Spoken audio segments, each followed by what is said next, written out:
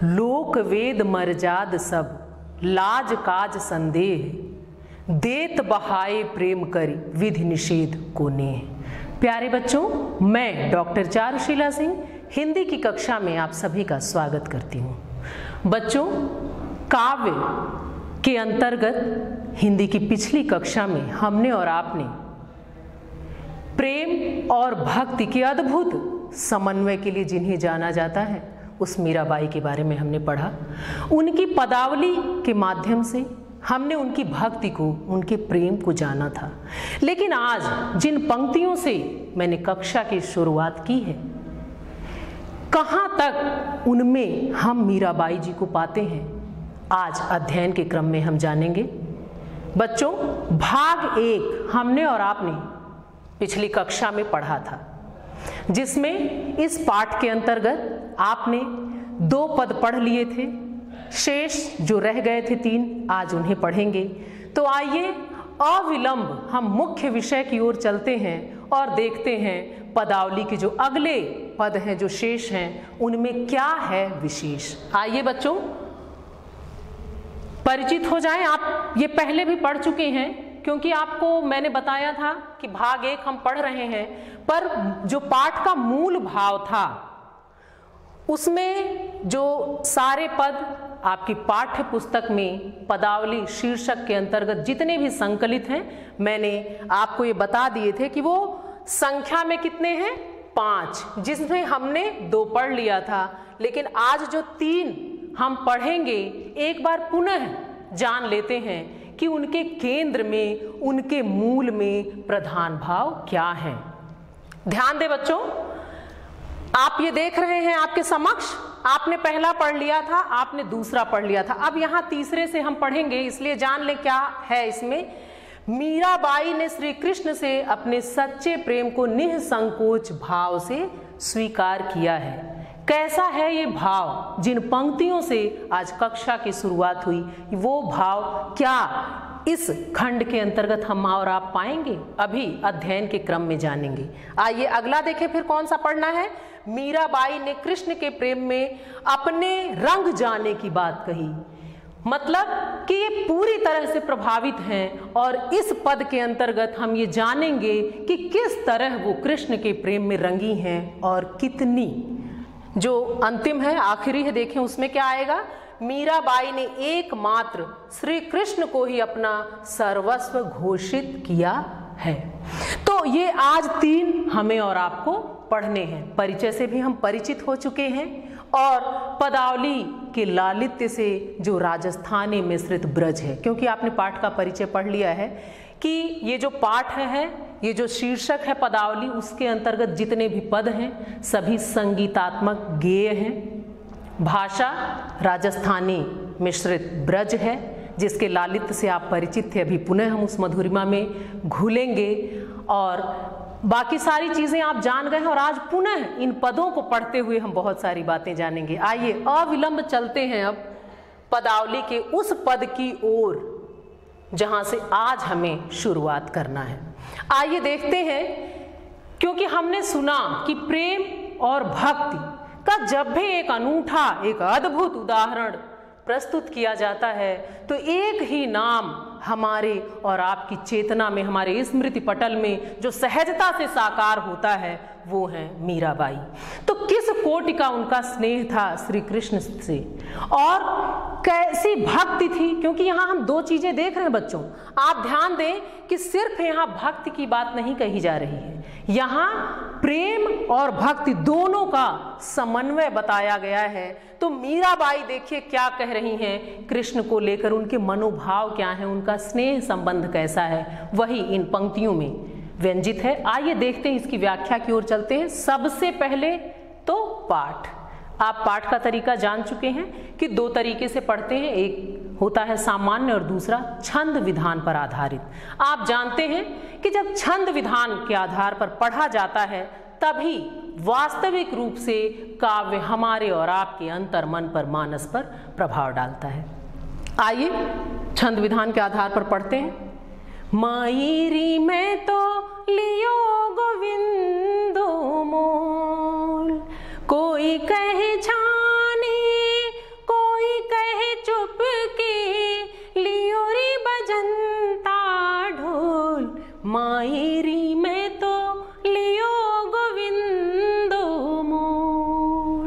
बच्चों, आपने बार बार पढ़ा था परिचय में भी, और आप जानते हैं कि मीराबाई जी कृष्ण के प्रेम में बिल्कुल दीवानी थीं, इसलिए प्रेम दीवानी मीरा भी कहा जाता है, और यही नाम ज्यादातर हम और आप सुनते हैं। तो क्योंकि ये भजन के रूप में गाना, नाचना, भक्ति करना, तो ये इसी तरह ये पंक्तियां गे हैं और इसी स्वर में, इसी लय में इसको वो गा गा करके कृष्ण की भक्ति किया करती थी। आप स्वयं इन पंक्तियों का पाठ करिएगा, 2 से 3 बार 4 बार पढ़िएगा, और जैसे जैसे आप पाठ करते जाएंगे वैसे वैसे अर्थ आपको स्वयं खुलते हुए से महसूस होने लगेंगे। बहुत ही मधुरिम पंक्तियां हैं। आगे देखें, कोई कहे मुँह घो, कोई कहे सूंह घो, लियो री तराजू तोल, मायरी में तो लियो गोविंदो मूल। कोई कहे कारो, कोई कहे गोरो, लियो री अमोलक मोल, मायरी में तो लियो गोविंदो मूल। याही को सब जानत है, लियो री आँखी खोल, मायरी में तो लियो गोविंदो मूल। मीरा को प्रभु दर्शन दीन्यो, पूरब जन्म को कौल, मायरी में तो लियो गोविंदो मूल। बच्चों, ध्यान दीजिएगा कि जैसे हम सामान्य रूप से लिखते हैं तो याही, इसमें लिखा है याही कुछ सब जानत हैं। आप ध्यान दें, यहाँ जो दर्शन, हम दर्शन कहते हैं या दर्शन, तो जब ये ब्रज भाषा है, लेकिन आपने पढ़ा था परिचय में कि ये कैसा ब्रज है, जो राजस्थानी मिश्रित है, तो इसलिए ये ड़ आ रहे हैं बार बार, लेकिन इससे भी लालित्य में, मधुरिमा में कोई अंतर नहीं पड़ रहा। आइए निहितार्थ की तरफ चलते हैं कि क्या कहती हैं मीराबाई। वो कहती हैं, मायरी मैं तो लियो गोविंदो मूल, कि मैंने कृष्ण को मोल ले लिया है, खरीद लिया है। खरीदने और मोल लेने का क्या अर्थ होता है? यानी कृष्ण पर मेरा अधिकार हो गया है। आप बाजार जाते हैं, कोई वस्तु तब तक आपकी नहीं होती जब तक आप उसे खरीद ना लें। लेकिन जब आप ले लेते हैं, खरीद लेते हैं, तो आपका अधिकार हो जाता है उन वस्तुओं पर। तो यहाँ भक्ति, स्नेह इस ऊंचाई तक पहुंच चुका है कि मीराबाई कह रही हैं, मायरी मैं तो लियो गोविंदो मूल, कि मैंने तो कृष्ण को ही खरीद लिया। अब आप सोच लें कि कितनी बड़ी बात है कि क्या ईश्वर को खरीदा जा सकता है? लेकिन स्नेह संबंध उस कोटि का है कि वो स्वयं कह रही है, मैंने खरीद लिया, मैंने ले लिया, मतलब वो पूरी तरह अब मेरे हो चुके हैं। कैसे? कोई कहे छाने, कोई कहे चुपके। अब आप ध्यान दीजिए कि कोई कहता है छाने और कोई कहता है चुपके, और इसमें भी बता रहे हैं कि जब आप कोई चीज लेते हैं तो किस तरह लिया, कि कोई कह रहा है कि इन्होंने चुपके से ले लिया, है ना। बच्चों आप ध्यान दीजिए कि कोई कहे छाने और कोई कहे चुपके, कि कोई कहता है कि मैंने छुप छुपा के, और कोई कह रहा है कि मैं किसी को मतलब दिखाया है नहीं, क्योंकि बिना बताए कोई छाने और कोई चुपके, लियो री बजंता ढोल। तो वो बार बार देखिए, आस्था की बात हो रही है, संबंधों की बात हो रही है, प्रेम की बात हो रही है, लेकिन वो कह रही हैं कि लोग कुछ भी कहें, मैंने ढोल बजा कर लिया है।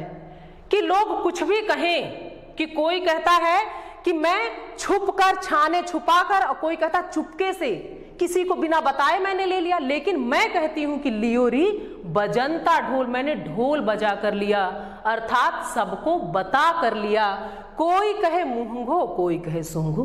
कोई तो कहता है ये सौदा कृष्ण की प्रीति का, कृष्ण की भक्ति का, कि कैसा है, बहुत महंगा है। और कोई क्या कहता है कि यह बहुत सस्ता है। सस्ता कहने का मतलब यहां देखिए, कोई मुंहगो कोई सूंघो, कि कोई कहता है कि ये महंगा यानी बहुत कष्टदायी है, और कोई सूंघो कहता है यानी कहता है मैंने बहुत ही सरलता से कृष्ण को अपना लिया। लियो री तराजू तूल।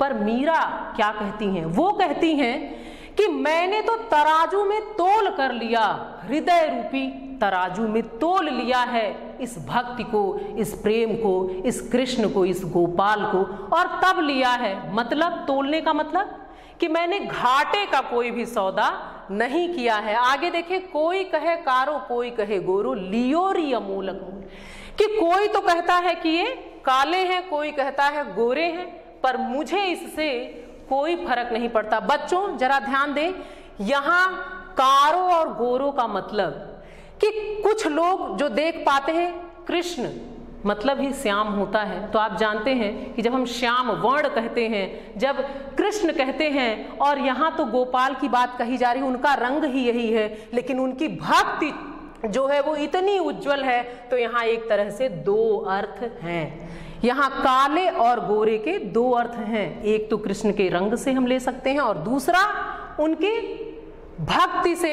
एक यहाँ रंग का हुआ और एक उस सौदे को लेकर जो लोग कह रहे हैं कि वो काला है, गोरा है, कैसा है, उसके प्रभाव को लेकर, और यहाँ गोरे, उनकी भक्ति जो है वो उज्जवल है। लेकिन कहती है मीराबाई, लियोरी अमूलक मूल, लेकिन मैंने अनमोल चीज ले ली है, काला या गोरा, महंगा या सस्ता, इन सब चीजों से कोई फर्क नहीं पड़ता। मैं जानती हूं कि मैंने जो लिया उसका तो वो अनमोल है, कोई मूल्य ही उसका निर्धारित नहीं किया जा सकता। याही कू सब जानत हैं, लियोरी आंखी खोल, जबकि ये सब जानते हैं कि मैंने आंखें खोल कर ही ली है, मैंने आंखें बंद करके नहीं ली। मीरा कू प्रभु दर्शन दीन्यो, पूरब जन्म को कौल। और फिर कहती हैं कि मीरा को जो प्रभु ने दर्शन दे दिया, वो क्यों दिया, यूं ही नहीं दिया, पूरब जन्म को कौल। कौल मतलब वादा किया था कि मैं तुम्हें मिलूंगा, तुम्हें दर्शन दूंगा। तो इस बात में एक और बात छुपी है, उसकी तरफ चले कि यहाँ ये भी बताया जा रहा है प्रकारांतर से कि ये जो संबंध है वो एक जन्म का नहीं है, पूर्व जन्म की बात की गई। इसका मतलब है कि ये स्नेह संबंध जन्मों का है, और वो पिछले जन्म में भी जानती हैं, और जो इस जन्म में कह रही हैं कि पूर्व जन्म का ये वादा था कि वो मुझे दर्शन देंगे, इसलिए कृष्ण मुझे मिले हैं। आइए अगले पद की चर्चा करते हैं, देखते हैं इसमें क्या है। बस आप उसी तरह इसको भी पढ़ेंगे, मैं सीधे सीधे अर्थ बता रही हूं, लेकिन आप पाठ जरूर करें बच्चों। 2 लाइन में पढ़ दे रही हूं। मैं तो सांवर के रंग राची, साज सिंगार बांधे पग घुंघरू, लोक लाज तज नाची। मैं तो सांवर के रंग राची। ऐसे ही आप पूरे पद को पढ़िएगा। आइए निहितार्थ की तरफ चलते हैं कि अब कृष्ण के रंग में रंग जाने की बात जो आपने पाठ के मूल भाव में पढ़ा जाना, आइए देखते हैं कि अगर वो ये बता रहे हैं कि मैं कृष्ण के रंग में पूरी तरह रंगी हूं, तो वो कितना रंगी हैं, किस तरह रंगी हैं, आइए जानते हैं। क्या कह रही मीराबाई जी, बच्चों ध्यान दें। मैं तो सांवरे के रंग राची, कि मैं सांवरे यानी कृष्ण के रंग में पूरी तरह रंग गई हूँ, रच बस गई हूँ। रंग जाने का मतलब कि उनके प्रभाव में पूरी तरह आ गई हूँ। उनके प्रेम और भक्ति का प्रभाव ऐसा है कि अब सब कुछ कृष्णमय हो चुका है। यही होता है रंग जाना, कि वो पूरा अपने आप को मान रही कि मैं पूरी तरह से उनके प्रभाव में आ चुकी हूं। और स्वयं कह रही हैं, फिर क्या कहते हैं कि जब कृष्ण का प्रभाव बिल्कुल आपाद मस्तक यानी पूरा सर से पांव तक, जब सब कुछ कृष्णमय हो गया है, तो फिर क्या करती हैं, आगे देखें। साज सिंगार बांध पग घुंघरू, लोक लाज तज नाची, कि जब कृष्ण का ही प्रभाव पूरी तरह मुझ पे है, तो मैंने क्या किया है, लोक लाज भी छोड़ दिया है। और क्या करने लगी, साज सिंगार, मैंने साज श्रृंगार अपना मतलब उस भक्ति में, उस प्रेम के रंग में अपना श्रृंगार कर लिया है।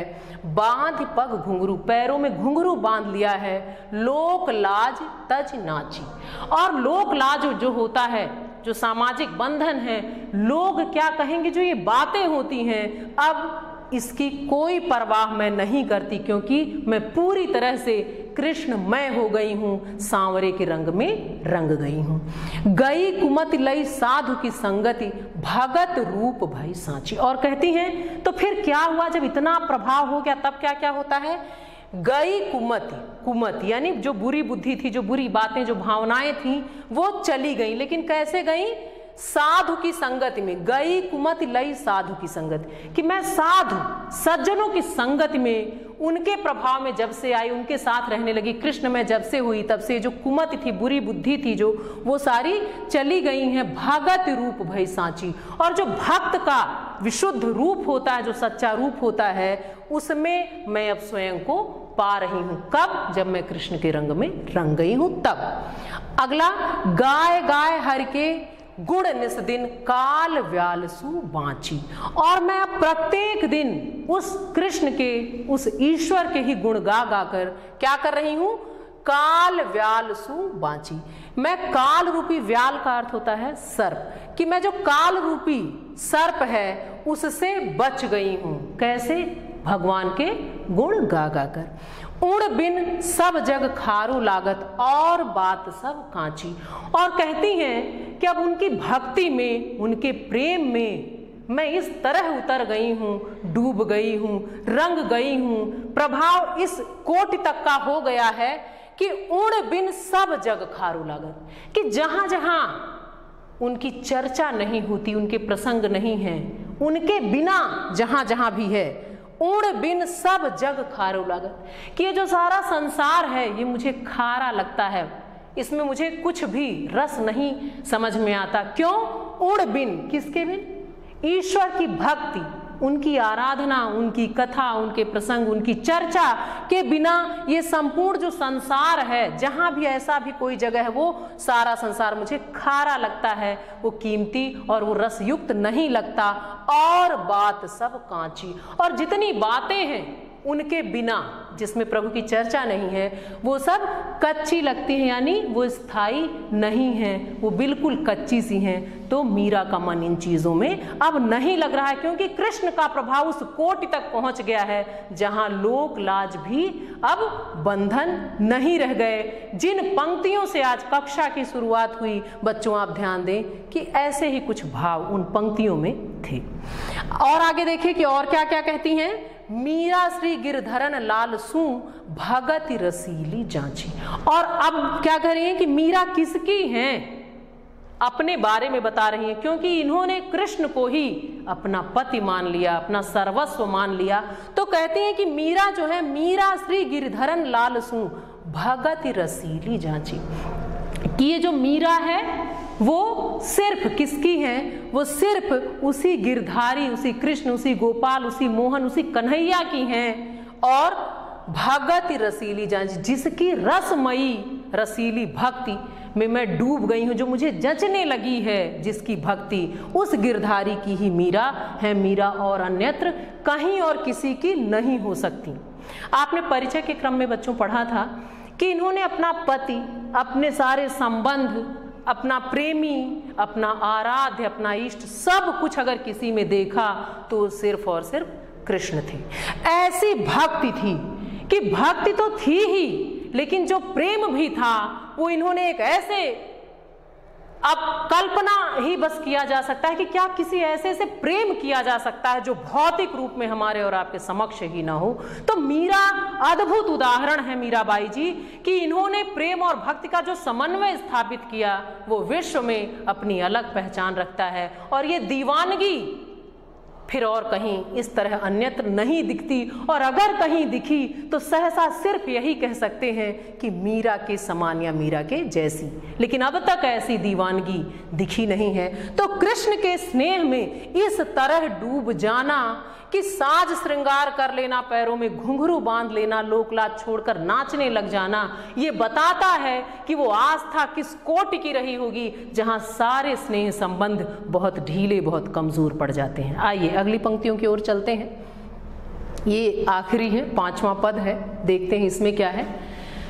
यहां भी कृष्ण को सर्वस्व माना है तो बता रही है कि क्या है।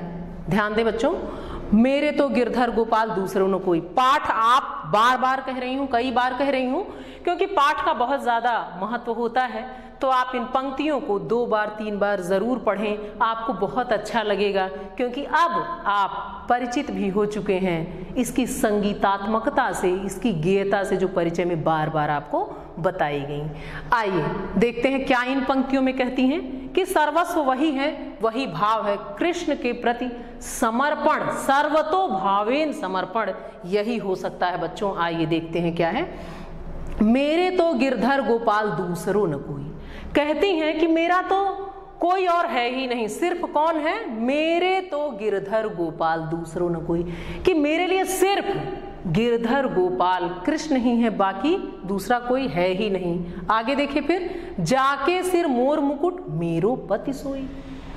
आप सभी जानते हैं कि इनका विवाह भी हुआ था, लेकिन इन्होंने बहुत छोटी उम्र में ही कृष्ण को अपना पति मान लिया था, और वही भाव, वही स्नेह इन पंक्तियों में झलक रहा है। वो आस्था का संबल, वो स्नेह का संबल, वो प्रगाढ़ता, वो इन पंक्तियों में आपको दिखाई देगी। बच्चों ध्यान से सुने कि क्या कहती हैं, स्वयं स्वीकार कर रही हैं, क्या कर रही हैं? जाके सिर मोर मुकुट मेरो पति सोई, कि जिसके सिर पर मोर का मुकुट है मेरा पति वही है। और आप सभी जानते हैं कि मोर का मुकुट कौन पहनते थे? तात मात भ्रात बंधु आपनो न कोई। बहुत बड़ी बात कह दी कि मेरे पिता माता भाई बंधु कोई भी, कोई नहीं है अपना, अपना कोई नहीं है। ध्यान दे बच्चों कि तात मात, बहुत बड़ी बात कह देना कि तात मात भ्रात बंधु आप लोगों को, कि मेरा और कोई नहीं है, माता पिता भाई बहन कोई मेरा अपना नहीं है। छाड़ दई कुल की कान कहाँ करी है कोई, और मैंने, कान मतलब होता है परवाह करना, मैंने कुल की मर्यादाओं की परवाह करना भी छोड़ दिया है, कहाँ करी है कोई। तो अब जब परवाह ही नहीं है, जब कोई स्नेह संबंध ही नहीं है, तो लोग क्या कर लेंगे? इस तरह की बात, ये जो निडरता है, ये है प्रेम के लिए, ये है भक्ति के लिए, आस्था के लिए। जहां भौतिक संबंधों की कोई उपयोगिता नहीं रह गई है, तब मीराबाई इन पदों को गा रही हैं, ऐसी बात वो कह रही हैं। आगे देखें, संतन ढिंग बैठ बैठ लोक लाज खोई। और क्या कहते हैं कि ये यूं ही तो हुआ नहीं, ये सब कुछ जो हो रहा है, कैसे मैंने कुल की मर्यादा की परवाह भी छोड़ दी। ध्यान दीजिए, संतन ढिंग मतलब होता है पास, संतन ढिंग बैठ बैठ लोक लाज खोई, कि संतों की संगति में, उनके साथ में बैठ बैठ कर मैंने जो लोक लाज की बात जो बार बार कही जाती, मैंने उसे परवाह करना छोड़ दिया, उसे मैंने खो दिया है। आंसुअन जल सींच सींच प्रेम बेल बोई, और अपने आंसुओं से सींच कर प्रेम की इस बेल को मैंने बोया, बढ़ाया। ये कैसे स्नेह संबंध पल्लवित हुआ? मैंने, आप जानते हैं बच्चों, जब हम कुछ भी लगाते हैं, आप कोई बेल ही लगाएं, कोई लता लगाते हैं, तो उसमें जल देना पड़ता है। तो यहाँ वो प्रेम की बेल है, और यहाँ जो जल दिया गया वो कैसा है? वो आंसुओं से सींचा गया। तो कहती हैं, आंसुअन जल सींच सींच प्रेम बेल बोई, कि मैंने ये जो प्रेम की बेल लगाई है वो यूं ही नहीं, मैंने उसे अपने आंसुओं के जल से सींचा है, तब वो इतना प्रगाढ़ हुआ है। अब तो बेल फैल गई आनंद फल हुई, कि अब ये जो बेल है प्रेम रूपी, स्नेह रूपी, भक्ति की, आस्था की, यहाँ प्रेम बेल की बात हो रही है। तो कहते हैं कि ये जो बेल है, अब क्या हुआ? सींच दिया मैंने, तो ये बढ़ गया, ये फैल गया, आनंद फल हुई। तो इसलिए जो इसका फल है वो आनंददायी होगा ही होगा। भगत देख राजी हुई, जगत देखी हुई।